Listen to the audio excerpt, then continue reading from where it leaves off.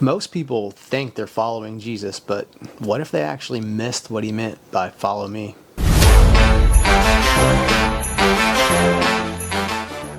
Welcome to Disciple Lab. This is a space where we don't just talk about Jesus, we study what it actually means to follow him in real life. Because Christianity was never meant to be just information. It was always meant to be transformation. So, here in this first episode, we're asking one simple but life-changing question. What is a disciple? In our modern world, we often think of a disciple as someone who believes in Jesus. But in the Bible, that couldn't be further from the truth. A disciple was much more than just a believer. A disciple is a student, a follower, an apprentice, someone who not only believes what the teacher says, but tries to live exactly how their teacher lives. And in the New Testament, the word for disciple is mathetes, which means learner, but not in a classroom sense. It means someone who attaches their life to a rabbi. Let me share with you some beautiful imagery. In the time of Jesus, rabbis were not just teachers. They were models of how to live the scriptures. Young men would leave everything behind to follow a rabbi, hoping to one day become just like him. And there was a phrase that captured this desire. It was often said that a good disciple should be so close to their rabbi that they would be covered in the dust of his sandals. Because as the rabbi walked from town to town, the disciple would follow so closely behind that the dust kicked up by his steps would cover him. It wasn't just proximity, it was imitation. It meant, I want to go where you go, do what you do, think how you think, and live how you live, Rabbi. That is discipleship. And Jesus calls all of us to be his disciples. Now, when Jesus enters the scene, he doesn't just give lectures. He calls people into this exact kind of life. Look with me in Matthew 4:19. Scripture tells us, "Follow me," he told them, "and I will make you fishers of men." Notice here what Jesus doesn't say. He doesn't say, "Agree with my teaching." He doesn't say, "Attend my sessions." He says, "Follow me." This is a relational, directional, and total life language. And what happens next is shocking. Look with me at Matthew 4:20. Immediately, they left their nets and followed him. These were working men, fishermen. They were business owners. They don't just add Jesus into their schedule. They actually walk away from everything to follow him. So that has to beg the question, why? Why would the disciples leave everything to follow this rabbi?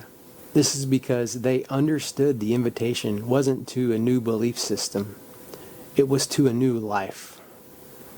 Discipleship is imitation. This is what discipleship really is. It's the process of becoming like the one you follow. So you see, they couldn't have remained in the boats, added Jesus, and followed him. That's not how it works. Jesus says in Luke 6:40, "A disciple is not above his teacher, but everyone when he is fully trained will be like his teacher." That word "like" is the goal of any disciple. Not just informed, but transformed. Not just knowing about Jesus, but actually becoming like Jesus. That is what every disciple of Jesus should long for.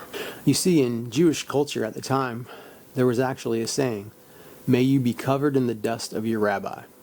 This was actually given as a blessing. It's similar to the one we talked about earlier, except this one was given by people to the disciples. It meant, may you follow your teacher so closely that you absorb everything about him. His rhythms become your rhythms. His priorities become your priorities. His life becomes your template. So when Jesus calls disciples, he's stepping directly into the world and saying, I am the rabbi, but the life I'm inviting you into is not just imitation, it's transformation. Now, this transformation isn't free of cost, but Jesus makes it clear up front that this is not casual. In Luke 9:23, Jesus says, if anyone would come after me, let him deny himself and take up his cross daily and follow me. This is where modern ideas of discipleship get challenged. What he's really saying is, lose your life and I will give you a new one. And this is important because discipleship is not first about behavior modification. It's about relational formation. The disciples didn't just learn from Jesus' teachings. They watched him. They saw everything that he did. They saw how he treated the broken, how he responded to pressure, how he prayed, and even how he rested. They saw how he loved difficult people and how he obeyed the Father. They were being transformed by proximity. That's why it was such a big deal to fully delve into the life of the rabbi. So this is why this is called Disciple Lab. Because a lab is where things are tested, observed, and formed. And discipleship is not just a theory. It's a practice under observation. It's where your beliefs get tested in real life. Paul actually describes this transformation in Romans 12:2. He says, do not be conformed to this world, but be transformed by the renewal of your mind. Notice the contrast here. Conformed happens automatically. Transformed happens intentionally. One is passive. The other is active discipleship. So what does this discipleship look like practically? It means learning to walk so closely with Jesus that his way of life begins to shape yours. Like the disciples following so closely behind the rabbi that the dust of his steps become part of their story. It actually leads to the question, what would it look like if Jesus were in my conversations today? What would he value in my decisions? What would he say about my priorities? How would he respond in my situation? It goes back to the old cliche, what would Jesus do? And here's the invitation Jesus gives. Not just to the 12, but to everyone who would follow him. Come close enough that your life begins to look like mine. Not from a distance, not as a spectator, but as a disciple. So over the course of this channel, that's what we're going to explore together. Not just the things that Jesus said, but what it actually looks like to live it out. Discipleship isn't about perfect people. It's about surrendered people. And that's what Jesus is calling us each to surrender, to daily take up our cross and follow him. That is discipleship. My friends, let me leave you with this. Jesus says in John 8:31, if you abide in my word, you are truly my disciples. Abide means to remain, to stay close, to dwell. That's what Disciple Lab is about.